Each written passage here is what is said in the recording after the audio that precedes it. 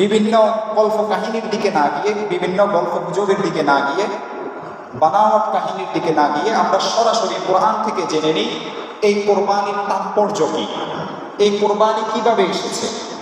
আল্লাহ তাআলা খুব চমৎকারভাবে সামরিক ভাষায় ইলমুল ফাসাহা এবং ইলমুল বালাগা ব্যবহার করে সংক্ষিপ্তভাবে মাত্র 11টি আয়াতের মধ্যে, যা কোরআনে মাজিদের একটি পৃষ্ঠার মাত্র অর্ধেক, এর মধ্যে আল্লাহ তাআলা A to Z পরিপূর্ণ কোরবানির তাৎপর্য বর্ণনা করেছেন। সুবহানাল্লাহ। আল্লাহ তাআলার মতো জাওয়ামিউল কালিম, অল্প শব্দে এত বেশি বোঝানোওয়ালা পৃথিবীর বুকে কেউ নেই এবং অদ্বিতীয় কেউ নেই। এত সুন্দরভাবে চমৎকারভাবে যখন আজকে তাফসীরটা পড়ছিলাম তখন ভাবছিলাম যে আল্লাহর জ্ঞান পরিধি কতটুকু।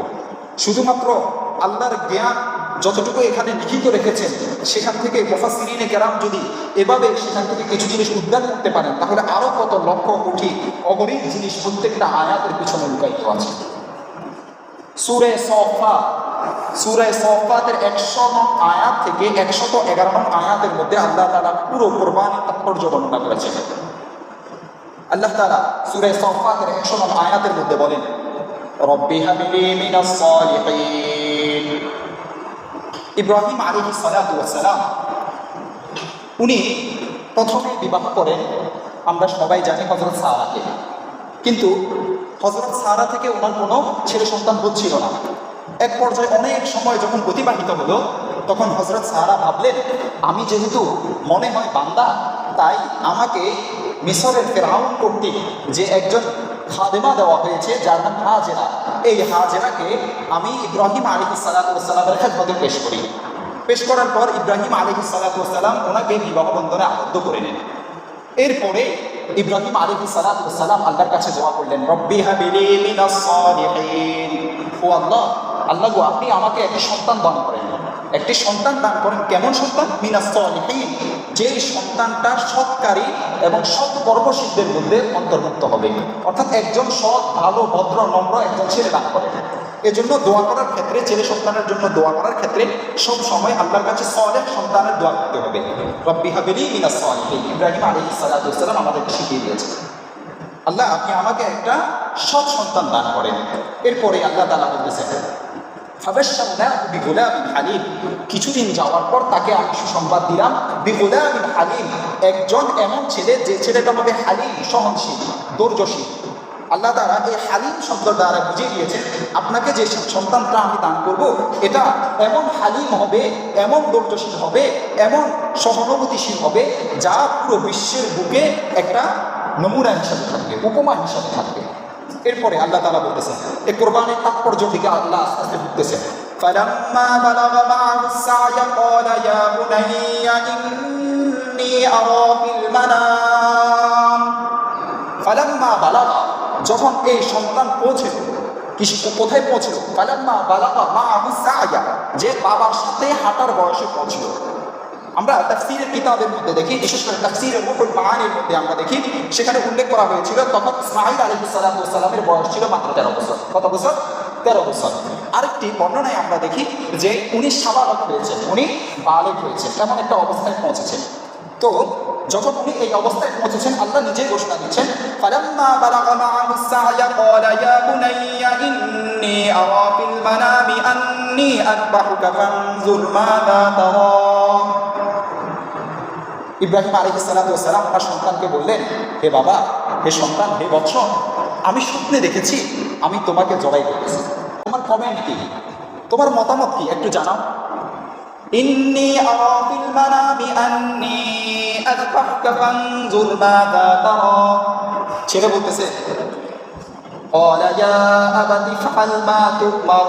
বাবা, আপনাকে আল্লাহ যে নির্দেশ দিয়েছেন, আপনাকে যা করার জন্য আল্লাহ বলেছেন আপনি তাই করুন। সাতাজিদুনি ইনশাআল্লাহু মিনাস সাবিরিন। অচিরেই আপনি আমাকে পাবেন ধৈর্যশীলদের অন্তর্ভুক্ত। এই আয়াতে খণ্ড খণ্ড করে আমরা তাফসীর করব। আল্লাহ তাআলা বলেছেন, ফালাম্মা বালাগা মা'আহুস সা'য়া, ছেলে যখন বাবার সাথে হাঁটার বয়সে উপনীত হয়েছে, অর্থাৎ একেবারে ফুটফুটে ফুটন্ত গোলাপ হয়েছে, যার কোনো সন্তান নেই, যার পূর্বের স্ত্রী থেকে কোনো সন্তান পায় নাই, নিরাশ হওয়ার পরে আল্লাহ তাকে একটা সন্তান দান করেছে, ছেলে সন্তান দান করেছে। কিন্তু এই ছেলে সন্তানটা যখন একেবারে ফুটন্ত গোলাপের মতো হয়েছে, তখন আল্লাহ বলতেছেন স্বপ্নের মধ্যে যে তাকে জবাই করে। পারবেন? আল্লাহ বলতেছেন তাকে কি করো? জবাই করো। আমি তোমার ঈমানটা দেখবো, মহাব্বতটা দেখবো, তুমি কি আমার থেকে তোমার সন্তানকে বেশি মহাব্বত করো নাকি আমার হুকুমকে বেশি মহাব্বত করো। আমরা একটি তাফসীরের মধ্যে পাই, ইব্রাহিম আলাইহিস সালাতু ওয়াস সালামের এই সন্তান যখন উনি লাভ করেন, ইসমাঈল আলাইহিস সালাতু ওয়াস সালাম, তখন মানুষের মনে করতে লাগলেন যে পৃথিবীর বুকে এবং সব থেকে বেশি ইব্রাহিম আলাইহিস সালাতু ওয়াস সালাম ইসমাঈল আলাইহিস সালাতু ওয়াস সালামকে বেশি মহাব্বত করেন। এই জন্য আল্লাহ তাআলা পৃথিবীবাসীকে দেখিয়ে দিয়েছেন, না, ইব্রাহিম তার সন্তানকে বেশি মহাব্বত করে না, আমার হুকুমের সামনে তার সন্তানের গলা কাটতেও রাজি আছে। ইব্রাহিম আলাইহিস সালাতু ওয়াস সালামকে আল্লাহ তাআলা এটা ঘুমের মধ্যে দেখিয়েছে, স্বপ্নের মধ্যে দেখিয়েছে। এখন একটা জিনিস স্বপ্নের মধ্যে দেখলে এটা কিন্তু বিভিন্ন অর্থ নেওয়া যায়, স্বপ্নের বিভিন্ন তাবির করা যায় এবং তাবিল করা যায়। কিন্তু উনি বিভিন্ন অর্থ না নিয়ে সরাসরি আল্লাহ যে নির্দেশ দিয়েছেন সেই নির্দেশ পালন করার জন্য, দেখিয়ে দেওয়ার জন্য যে শুধুমাত্র আমি স্বপ্নে দেখেছি, এই স্বপ্নে দেখার কারণে আমি এই কাজটা করতে পরিপূর্ণ 100% রাজি আছি।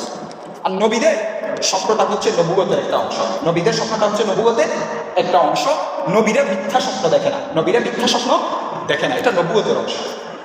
আল্লাহ পৃথিবীবাসীকে দেখিয়ে দিয়েছেন আমার এই নবীকে, আমার এই ইব্রাহিমকে, আমার এই খলিলকে, আমার এই বন্ধুকে শুধুমাত্র আমি স্বপ্নে দেখিয়েছি, কিন্তু আমার বন্ধু পরিপূর্ণ কাজটা বাস্তবায়ন করার জন্য প্রস্তুত হয়েছে।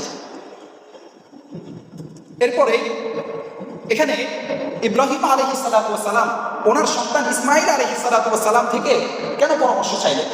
পরামর্শ না চেয়ে তো কাজটা করতে পারে। এখানে কি উনি একটি দ্বিধাগ্রস্ত ছিল, মানে ছেলে যদি না করতো তাহলে জবাই করতো না, এমন কি ছিল না? বরং ছেলের কাছে পরামর্শ এই জন্য চাইছে কারণ নবীদের একটা উসুল হলো, নিয়ম হলো, ওনারা আল্লাহর পক্ষ থেকে যে দাওয়াত পান ওই দাওয়াতটা সহজে এবং যথাসময়ে যেন ওটা সংগঠিত হয়, কোনো বাধা বিঘ্নতা ছাড়া যেন সংগঠিত হয়। এই জন্য উনি ওনার ছেলেকে জানিয়েছেন যেন পরবর্তীতে ছেলে সংকোচ বোধ না করে, পূর্ব দিকে যেন জিনিসটা জানা থাকে। আবার উনি এর মাধ্যমে ছেলের ঈমানও পরীক্ষা করেছেন যে আসলে আমার ছেলে আমি যেভাবে আল্লাহকে মানি, আমার ছেলে আসলে সেভাবে আল্লাহকে মানে কিনা। এরপরে যখন ছেলেকে এই কথাটা বলবো, ছেলের জবাব দেখেন কেমন আল্লাহকে মানে। সাথে সাথে ওনার বাবাকে বলতেছেন, ইয়া আবাতি ফাআল মা তুমার সাতাজিদুনি ইনশাআল্লাহু মিনাস সাবিরিন। হে বাবা, আপনাকে যে নির্দেশ দেওয়া হয়েছে, উনি ছেলে জানেন যে বাবা যে স্বপ্নে দেখেছে এটা ফাউল স্বপ্ন নয়, বাবা তো নবী, বাবার এই স্বপ্নটা সত্য, এটা নির্দেশ আল্লাহর পক্ষ থেকে। এজন্য ছেলে সাথে সাথে জবাব দিচ্ছে, ইয়া আবাতি ফাআল মা তুমার, কোনো কথা নাই বাবা, যেভাবে আপনি আল্লাহ তাআলা থেকে নির্দেশ পেয়েছেন ওইভাবে আপনি আমাকে জবাই করে দেবেন। সাতাজিদুনি, কত নম্বরের সাথে বাবাকে উত্তর দিচ্ছে, গর্বের সাথে নয়। আমরা অনেক সময় আমল করলে গর্বে ফেটে উঠি, ছেলে গর্বের সাথে উত্তর দিচ্ছে না, সুন্দরভাবে বাবাকে বলতেছে সাতাজিদুনি ইনশাআল্লাহু মিনাস সাবিরিন। বাবা ইনশাআল্লাহ, আল্লাহ যদি চাহে, আল্লাহ যদি চাহে তো মিনাস সাবিরিন, আপনি আমাকে ধৈর্যশীলদের মধ্যে পাবেন। দেখেন ছেলে এভাবে বলতে পারতো সাতাজিদুনি সাবিরান, সাতাজিদুনি সাবিরান, আপনি আমাকে ধৈর্যশীল পাবেন, এভাবে বলে নাই, বরং সাথে ইনশাআল্লাহ লাগাইছে। এরপরে আবার শুধু ইনশাআল্লাহ লাগায় না, এরপরে বলছে মিনাস সাবিরিন। শুধু আমি ইসমাঈল যে ধৈর্য ধারণ করতেছি তা নয়, আমার পূর্বে অনেকে এইভাবে ধৈর্য ধারণ করেছে, আমি তাদের অন্তর্ভুক্ত হব, আমি তাদের অন্তর্ভুক্ত। কত নম্বরের সাথে জবাব দিচ্ছে। আমরা তো একটা আমল করলে মনে করি যে আরে তাহাজ্জুদ ছুটে আমল করি, এভাবে কথাগুলো বলি না, এটা আল্লাহর পক্ষ থেকে ফজল করো, এভাবে করে প্রকাশ করতে হবে। এরপরে আল্লাহ তাআলা নিজে ইরশাদ করছেন, ফালাম্মা আসলামা ওয়া তাল্লাহু লিল জাবিন, যখন বাবা এবং ছেলে উভয় আনুগত্য প্রকাশ করলো, আল্লাহর হুকুমের আনুগত্য প্রকাশ করলো, আসলামা উভয় আনুগত্য প্রকাশ করলো। ইসলাম মানে কি? ইসলাম মানে আনুগত্য করা। এখানে আসলামা মানে তারা উভয়জনে আনুগত্য প্রকাশ করবে আল্লাহর হুকুমের উপরে। ফালাম্মা আসলামা ওয়া তাল্লাহু লিল জাবিন, এখানে মধ্যখান দিয়ে আল্লাহ তাআলা অনেক ঘটনা বলে নাই। কেন বলে নাই? কারণ মধ্যখান দিয়ে এমন এমন কিছু ঘটনা ঘটেছে আল্লাহ তাআলা পৃথিবীবাসীকে বুঝাতে চাচ্ছেন, এটা ওই পৃথিবীবাসী আমি যে শব্দে তোমাদেরকে বলবো, ওই ঘটনার চিত্র যেভাবে এখানে আমি উঠাবো, ওইভাবে তোমরা বুঝার ক্ষমতাসীন হবে না। এমন একটা হৃদয় বিদারক ঘটনা মধ্যখানে ঘটেছে। বলবো ফালাম্মা আসলামা ওয়া তাল্লাহু লিল জাবিন, যখন তারা আনুগত্য প্রকাশ করলো এবং ছেলেকে নিয়ে গেল জবাই করার জন্য। আমরা তাফসীরের মধ্যে পাই যখন ছেলেকে জবাই করার জন্য নিয়ে যাচ্ছিল তখন প্রতিমধ্যে শয়তানে ওনাদেরকে ওয়াসওয়াসা দিয়েছে। তখন শয়তানকে 3 বার 7টি করে পাথর, 7টি করে কঙ্কর নিক্ষেপ করেছেন। ওই স্মৃতি ধরে রাখার জন্য আল্লাহ সুবহানাহু ওয়া তাআলা মিনাতে এই কঙ্কর নিক্ষেপ করা শয়তানকে যে কঙ্কর নিক্ষেপ করে এটি আল্লাহ তাআলা চালু করে দিয়েছেন। ওই ইব্রাহিমের স্মৃতিটা এবং ইসমাঈলের স্মৃতিটা যেন এখানে স্মৃতি ছাড়ানো হয়, এজন্য আল্লাহ তাআলা এটা রেখে দিয়েছেন। আল্লাহ তাআলা রাসূল এবং আল্লাহ কারো কাজ যদি পছন্দ করেন তাকে স্মৃতি হিসেবে রেখে দেওয়ার জন্য পরবর্তীদের জন্য এটা অবধারিত করে দেন যে তোমরা এটা করতে থাকবা আর তাদেরকে স্মরণ করতে থাকবা। আল্লাহ কারো কর্তৃত্বকে ভুলেন না। ইসলামের জন্য যতজন কোরবান হয়েছেন তাদের কাজগুলো আল্লাহ তাআলা সংরক্ষণ করে এখনো পর্যন্ত যে আল্লাহ তাআলা এমন ব্যবস্থা করেছেন যে আমরা পদে পদে পরতে পরতে তাদেরকে স্মরণ করতে হয়। যখন ছেলেকে ওয়াতাল্লাহু লিল জাবিন আমরা বঙ্গ অনুবাদের মধ্যে, বাংলা অনুবাদের মধ্যে পাই ওয়াতাল্লাহু লিল জাবিন মানে উপট করে শোয়ালো, ছেলেকে উপট করে শোয়ালো। এই ছেলেকে যে শোয়াচ্ছিল তখন 4টা কাজ করেছে ছেলে। কয়টা কাজ? 4টা কাজ। 1 নম্বর কাজ, বাবা আপনি তো আমাকে জবাই করবেন, ঠিক আছে, কিন্তু আপনার কাছে 4টা দাবি আমার কাছে আছে। কি দাবি? 1 নাম্বার, আপনি আমাকে ভালোভাবে বাঁধবেন, আপনি আমাকে ভালোভাবে বাঁধবেন। 2 নাম্বার, আপনি আপনার জামাগুলো গুছিয়ে রাখবেন। কারণটা হচ্ছে আপনি একজন নবী, যদি আমার রক্ত আপনার গায়ে পড়ে আমার মনে হচ্ছে এটা বেয়াদবি হবে, আর এই রক্ত যদি আপনার জামায় থাকে তাহলে আমার আম্মা বেকুব হয়ে যাবে। 3 নাম্বার, বাবা আমাকে যখন আপনি জবাই করবেন তখন ছুরিটা ভালো করে ধারণ করবেন, একটু ধারিয়ে নেবেন, কারণ মৃত্যু অনেক কঠিন, এজন্য আপনি ছুরিটা ভালোভাবে ধারিয়ে নেবেন। এরপরে 4 নাম্বার, আপনি আমার শরীরে যে জামাটা আছে খুলে রেখেছি এই জামাটা আমার আম্মাকে যদি ইচ্ছা করেন দিবেন। হয়তো আমার আম্মা এই জামাটা পেয়ে আমার শোক এবং আমাকে হারানোর ব্যথাটা কিছুটা ওনার কমবে, লাভ পাবে। এরপরে ইব্রাহিম আলাইহিস সালাতু ওয়াস সালাম ইসমাঈল আলাইহিস সালাতু ওয়াস সালামকে শোয়ালো। শোয়ানোর পরে আমরা তাফসীরের মধ্যে দেখি যে ওনাকে উপট করে শোয়ালেন, যেভাবে আমরা জন্তু জবাই করি এভাবে শোয়ালেন, উপট করে শোয়ালেন। শোয়ানোর পরে দেখা যাচ্ছিল ওনাকে জবাই করতে পারছিলেন। তখন ইসমাঈল আলাইহিস সালাতু ওয়াস সালাম ডাক দিয়ে বললেন, বাবা মনে হয় আপনার ছুরিটা আসতে চলতেছে, হয়তো পিতৃত্বের যে মায়া মমতা মহাব্বত, এই মায়া মমতা মহাব্বত এটাকে বাধা দিচ্ছে। এজন্য এক কাজ করেন, ওয়াতাল্লাহু লিল জাবিন, আপনি আমাকে 1 পার্শ্ব করে শোয়ান, 1 পার্শ্ব করে শোয়ান। এবং এভাবে শোয়ানো হয়েছে ওয়াতাল্লাহু লিল জাবিনের তাফসীরের মধ্যে আমরা দেখি যে ওনার একটা কোফা মাটির সাথে লেগে আছে, এভাবে করে 1 পাশ করে শোয়াছে। শোয়ানোর পরে চেষ্টা করতেছে জবাই করার জন্য। এরপরে আল্লাহ কি বলেন দেখেন, ওয়ানাদাইনাহু আইয়া ইব্রাহিম, আল্লাহ তো এই লেখাটা দেখতেছে। তখন আল্লাহ ওহী নাযিল করেছে, ওয়ানাদাইনাহু আইয়া ইব্রাহিম, তখন আল্লাহ তাআলা ডেকে বলতেছেন, আইয়া ইব্রাহিম, হে ইব্রাহিম, কদ সাদাকাতা রুইয়া, তুমি যে স্বপ্ন দেখেছো সেই স্বপ্ন বাস্তবায়ন করেছো। কারণ তুমি দেখেছো তোমার ছেলেকে জবাই করতেছো, এটা স্বপ্নে দেখেছো, তো তুমি তো জবাই করতেছো, হচ্ছে না, এটা ভিন্ন বিষয়। কদ সাদাকাতা রুইয়া, আল্লাহ তাআলা এরপরে বলতেছেন, ইন্না কাযালিকা নাজিল মুহসিনিন, এভাবে আমি যারা মুহসিন, যারা আমার আনুগত্যশীল সৎ বান্দা, তাদেরকে, এই সৎ বান্দাদেরকে আমি এভাবে প্রতিদান দান করি। এরপরে আল্লাহ তাআলা আবার বলতেছেন, ইন্না কাযালিকা নাজিল মুহসিনিন ইন্না হাযা লাহুল বালাউল মুবিন, নিশ্চয় এটা স্পষ্ট একটা বড় পরীক্ষা।